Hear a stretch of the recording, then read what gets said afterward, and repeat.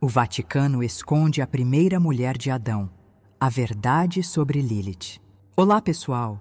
Talvez a história que nos contaram sobre as origens da humanidade não seja exatamente como aprendemos.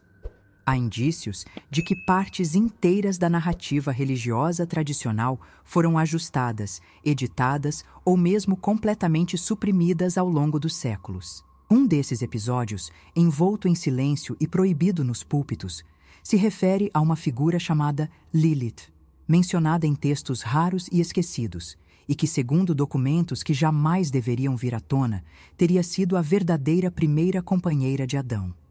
Não criada da costela, como Eva, mas do mesmo barro, com os mesmos direitos, a mesma essência, e por isso mesmo considerada inaceitável pelos moldes patriarcais da tradição religiosa.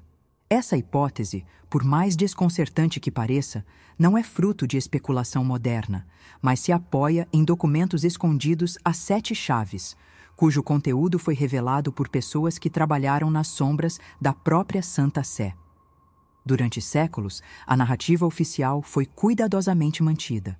Adão, criado por Deus a partir do barro, recebe Eva, moldada de sua costela, como companheira. Essa versão é ensinada como absoluta, inquestionável. No entanto, documentos antigos, nunca divulgados publicamente, sugerem uma outra história. Um capítulo anterior que teria sido apagado não por falta de relevância, mas por representar uma ameaça ao modelo de submissão e obediência imposto às mulheres. Segundo relatos atribuídos a tradutores e copistas infiltrados nos arquivos do Vaticano, Lilith seria a primeira mulher, feita da mesma substância que Adão, e rejeitada justamente por recusar-se a ser submissa. Não aceitou deitar-se abaixo dele, não aceitou um papel secundário, e essa atitude teria selado seu destino como uma figura proibida. Essas revelações não surgiram nos meios tradicionais de divulgação. Elas vieram à tona por meio de vazamentos anônimos, enviados a estudiosos independentes e jornalistas especializados em documentos religiosos. Entre os nomes mais citados nesse contexto está o de Mario Bertolatti, um ex-funcionário da Biblioteca Apostólica Vaticana, que durante anos trabalhou como restaurador de manuscritos antigos.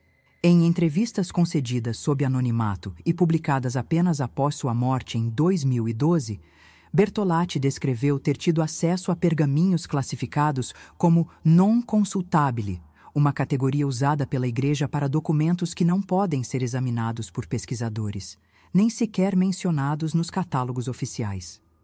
Segundo Bertolatti, entre esses pergaminhos havia um conjunto de textos hebraicos arcaicos que narravam a criação de Lilith como sendo simultânea à de Adão.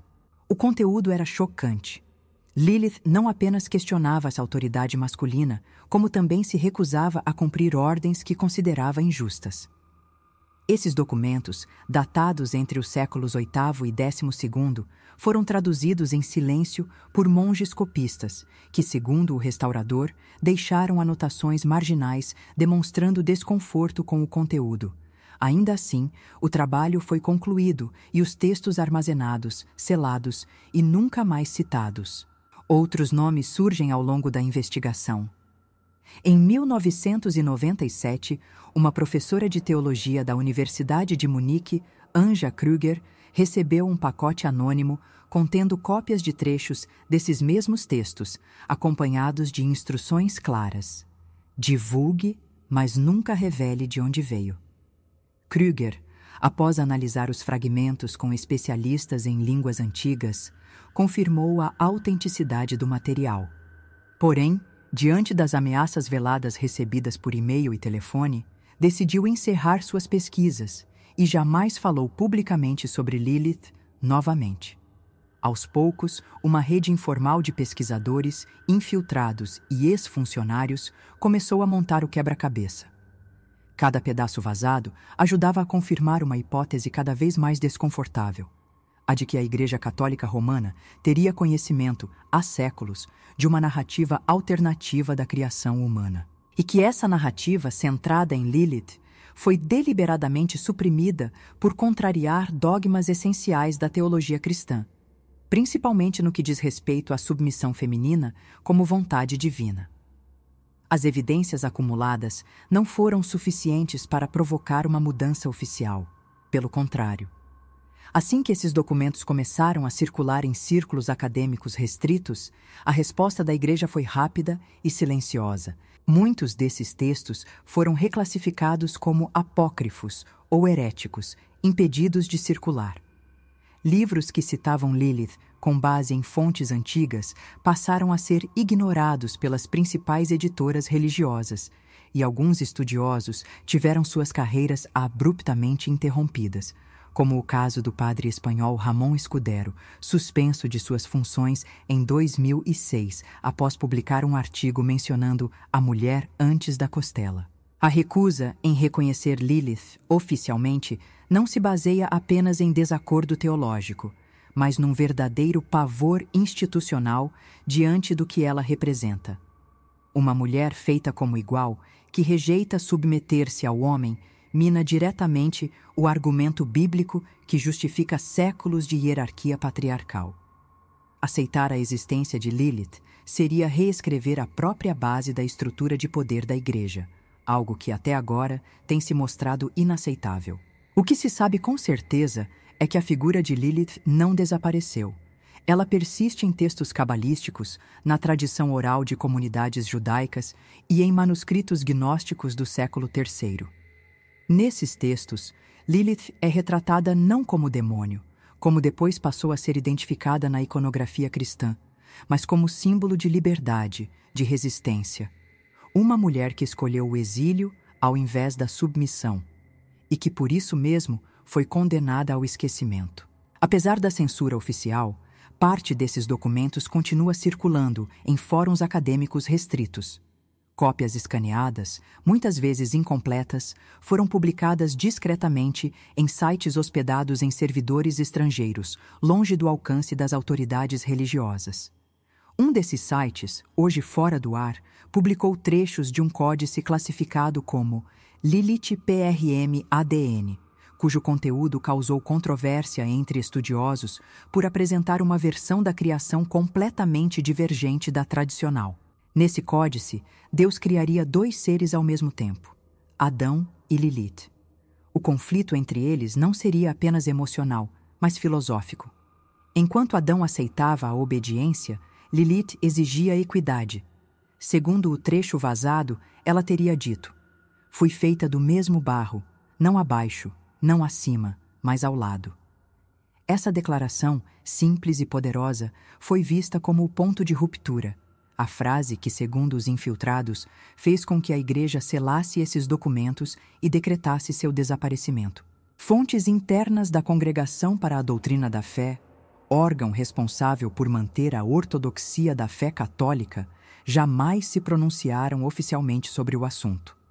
No entanto, em 2004, um ex-funcionário desse setor, cuja identidade permanece protegida por questões de segurança, enviou um dossiê a uma revista teológica alemã contendo referências cruzadas a documentos que citavam Lilith como figura histórica, não mitológica. A credibilidade desses vazamentos nunca foi totalmente refutada, mas também nunca foi confirmada.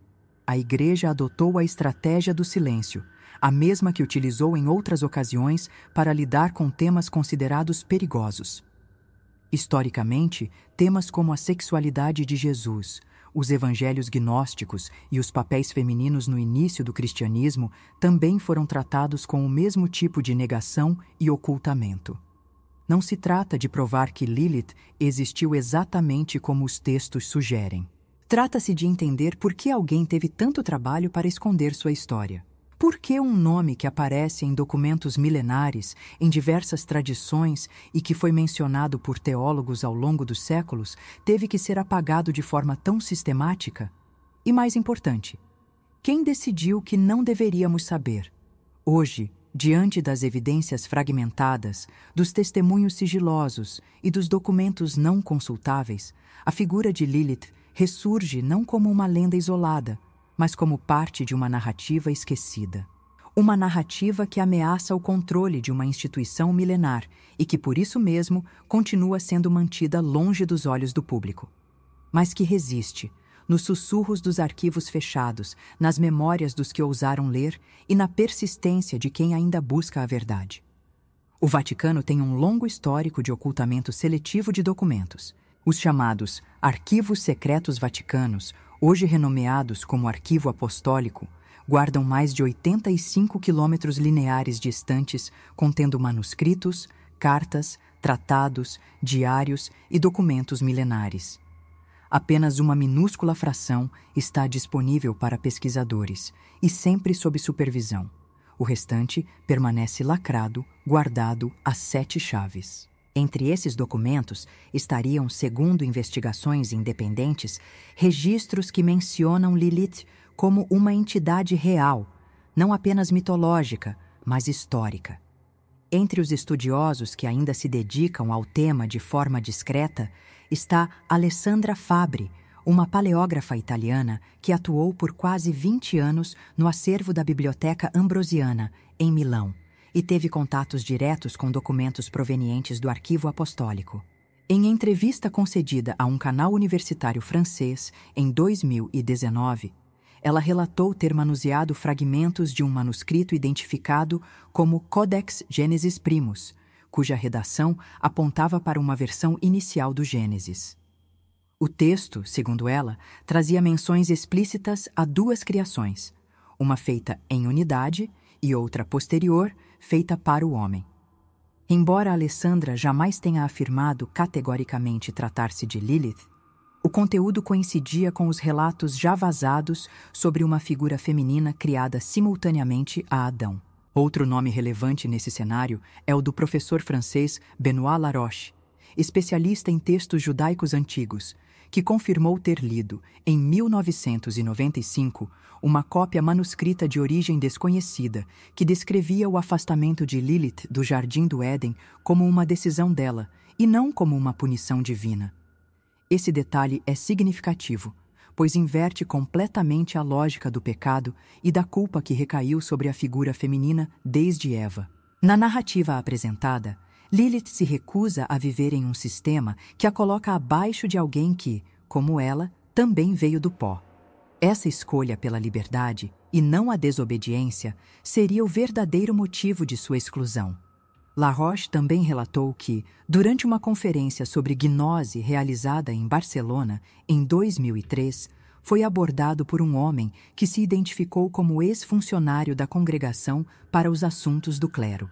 Esse homem, visivelmente nervoso, entregou-lhe uma pasta com cópias não autorizadas de documentos antigos e pediu que, caso algo acontecesse com ele, aquelas informações não fossem perdidas. A pasta continha anotações e transcrições em latim e hebraico que descreviam Lilith como uma figura marginalizada pela ortodoxia, além de mencionar que o nome dela teria sido deliberadamente removido das primeiras versões latinas do Antigo Testamento. Apesar das tentativas de silenciamento, relatos como esses começaram a circular em redes acadêmicas paralelas e conferências privadas. No entanto, poucos ousam publicar algo abertamente sobre o tema. A principal razão para isso é o temor de represálias institucionais, mas também o receio de cair no descrédito público. O Vaticano, mesmo sem emitir notas oficiais, mantém vigilância sobre publicações sensíveis e, conforme indicado por jornalistas investigativos, costuma pressionar discretamente editoras e universidades para que evitem associar seus nomes a temas considerados perigosos à doutrina. Além das implicações teológicas, a existência de Lilith como figura histórica traz impactos profundos para a própria compreensão da estrutura religiosa. A ideia de que o primeiro conflito humano não tenha sido entre homem e Deus, mas entre homem e mulher, reorganiza todo o entendimento sobre pecado, liberdade e autoridade. E mais ainda, reforça que a exclusão feminina não foi estabelecida por divindade alguma, mas decidida por instituições que moldaram a história conforme seus interesses de controle social. Curiosamente, a figura de Lilith sobrevive nas margens da religião. Ela aparece em tradições orais do Oriente Médio, em lendas babilônicas e principalmente na literatura judaica não canônica. Na Cabala, ela é representada como a essência da rebeldia feminina, associada não ao mal, mas à independência espiritual. Em algumas tradições, ela é considerada uma guardiã do saber ancestral, associada a árvores, desertos e luas. Essas representações, embora simbólicas, reforçam o quanto a figura de Lilith foi ressignificada ao longo dos séculos, dependendo do poder que tentava controlá-la ou silenciá-la.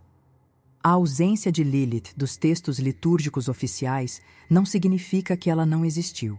Significa apenas que sua história foi considerada incômoda demais para ser preservada. A forma como a Igreja lidou com essas menções ao longo dos séculos é mais reveladora do que qualquer documento. Ocultar, negar, classificar como heresia. Mas como toda verdade encoberta, ela não desaparece completamente. Ela ressurge em fragmentos, nos relatos dos que ousaram ler o que não deveriam e nas perguntas que muitos ainda evitam fazer. No fim, não se trata apenas de saber se Lilith existiu ou não, mas de compreender o porquê de tantos esforços para eliminá-la da memória coletiva. O que uma mulher feita de barro, igual a Adão, representa para as estruturas que se mantêm com base na desigualdade? O fato de que ela escolheu a liberdade ao invés da submissão ainda ressoa como um desafio, e talvez por isso, tantos séculos depois, seu nome continue sendo sussurrado em segredo, mas jamais esquecido,